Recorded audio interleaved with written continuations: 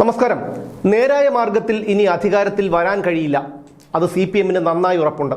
അതുകൊണ്ട് അധികാരത്തിലെത്താൻ എന്തു വഴിയും എത്ര അധമ പ്രവൃത്തിയും അവർ ചെയ്യും. ഇപ്പോൾ പാലക്കാട്ട് രാഹുൽ മാങ്കൂട്ടത്തിലിന്റെ വിജയം ഏറെക്കുറെ ഉറപ്പായപ്പോഴും തങ്ങളുടെ സ്വതസിദ്ധമായ കുതന്ത്രങ്ങളിൽ നിന്ന് മാറ്റി ചിന്തിക്കാൻ CPM തയ്യാറല്ല. തെരഞ്ഞെടുപ്പിന്റെ തലേ ദിവസം വർഗീയ ധ്രുവീകരണത്തിന് കാരണമാകുന്ന പരസ്യം നൽകിയാണ് CPM ഇത്തവണ തങ്ങളുടെ വൃത്തികെട്ട മുഖം പുറത്തെടുത്തിരിക്കുന്നത്. കഴിഞ്ഞ ലോക്സഭാ തെരഞ്ഞെടുപ്പിൽ പൗരത്വ ഭേദഗതിയെക്കുറിച്ചും മണിപ്പൂർ കലാപത്തെക്കുറിച്ചുമുള്ള വിഷയങ്ങളാണ് CPM നൽകിയത്. അതിന് സമാനമായ നീക്കമാണ് ഇപ്പോൾ നടത്തിയിരിക്കുന്നത്. കഴിഞ്ഞ ലോക്സഭാ തെരഞ്ഞെടുപ്പിൽ വടകരയിലെ കാഫിർ വിവാദം കൂടി ഓർക്കേണ്ടതുണ്ട്. 2 ദിവസങ്ങളിലായി 4 പത്രങ്ങളിലാണ് LDF പരസ്യം നൽകിയത്. 2 പത്രങ്ങളിൽ പിണറായി സർക്കാരിന്റെ വികസന കാഴ്ചപ്പാടുകളും സ്ഥാനാർത്ഥികളെക്കുറിച്ചുള്ള പുകഴ്ത്തലുകളുമാണ്. എന്നാൽ ദേശാഭിമാനിയിൽ ഈ പരസ്യങ്ങളില്ല. എന്നാൽ സമസ്ത കേരള ജംഇയ്യത്തുൽ ഉലമയുടെ മുഖപത്രമായ സുപ്രഭാതത്തിലും കാന്തപുരം വിഭാഗത്തിന്റെ മുഖപത്രമായ സിറാജിലും വർഗീയ പരാമർശമുള്ള പരസ്യങ്ങളാണ് CPM നൽകിയിരിക്കുന്നത്. ഇത് വലിയ വിവാദമാകുകയും ചെയ്തിട്ടുണ്ട്.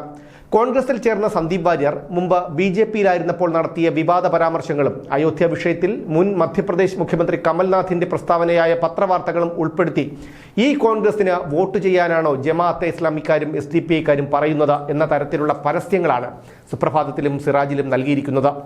ഇതിൽ നിന്ന് കാര്യങ്ങൾ വ്യക്തമാണല്ലോ.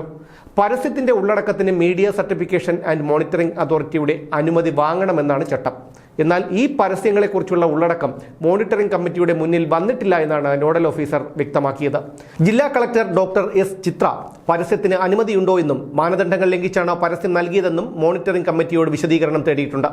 പരസ്യത്തിന് ഇടതുമുന്നണി അനുമതി തേടിയിരുന്നു എന്നും ഈ പ്രത്യേക പരസ്യത്തിന്റെ കാര്യത്തിൽ എന്തെങ്കിലും സാങ്കേതിക പ്രശ്നമുണ്ടെങ്കിൽ പരിഹരിക്കുമെന്നുമാണ് മന്ത്രി MP രാജേഷിന്റെയും CPM ജില്ലാ സെക്രട്ടറി EN സുരേഷ് ബാബുവിന്റെയും ന്യായീകരണം.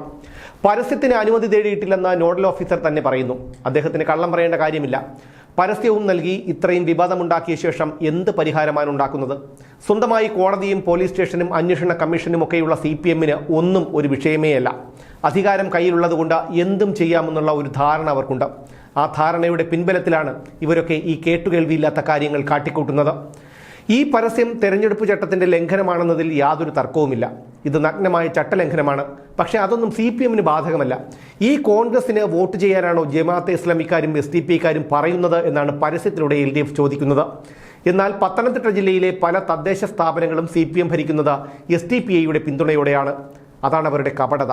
മുഖത്ത് നോക്കി കള്ളം പറയും, നഖത്തിനിടയിൽ വരെ കള്ളം.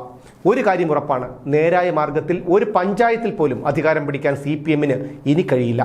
ഇത് തിരിച്ചറിഞ്ഞതുകൊണ്ട് തന്നെയാണ് അവർ വാർഡ് വിഭജനവും വർഗീയ വിവാദവും കുപ്രചരണങ്ങളും ഒക്കെ നടത്തുന്നത്. ഇതൊക്കെ കേരളത്തിലെ പൊതുജനങ്ങൾ കാണുന്നുണ്ട്. പക്ഷേ അടുത്ത തവണയും കിറ്റ് വാങ്ങി നക്കിക്കൊണ്ട് ഇതെല്ലാം അവർ മറക്കുമോ എന്നാണ് കണ്ടറിയേണ്ടത്.